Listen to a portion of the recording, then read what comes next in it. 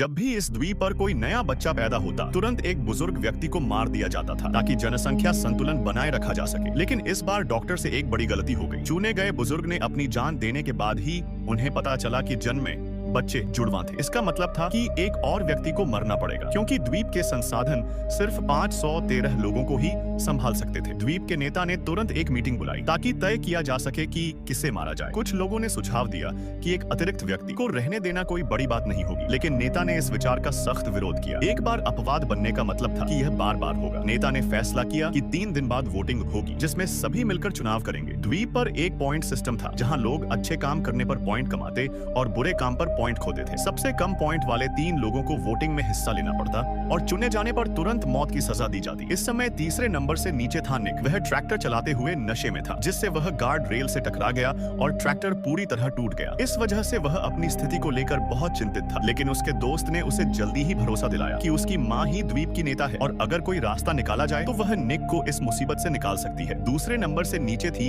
एक बुजुर्ग महिला। उम्र और कमजोरी की वजह से वह अब खेत का काम नहीं कर सकती थी, जिससे उसके चुने जाने की संभावना सबसे ज्यादा थी। सबसे आखिरी स्थान पर था जॉन। अपनी बुखारग्रस्त पत्नी का इलाज करने के लिए उसने फार्मेसी से कुछ दवाइयां चुरा ली और उसे तुरंत इलाज दिया, जिससे उसके पॉइंट कट गए और वह सबसे आखिरी स्थान पर आए। मौत से बचने के लिए तीनों ने अलग अलग तरीकों से पॉइंट कमाने की कोशिश की। जॉन ने दूसरों के घरों में घरेलू कामों में मदद करने की पेशकश की, लेकिन लोग डर गए कि कहीं वह उनकी चीजें न चुरा ले और उन्होंने उसे भगा दिया। बुजुर्ग महिला ने समस्या को जड़ से खत्म करने का सोचा। उसने अतिरिक्त बच्चे का अपहरण करने की योजना बनाई, सोचते हुए कि अगर बच्चा गायब हो गया तो किसी को भी मारा नहीं जाएगा। सौभाग्य से माँ को समय रहते बुजुर्ग महिला की योजना का पता चल गया और यह त्रासदी टल गई।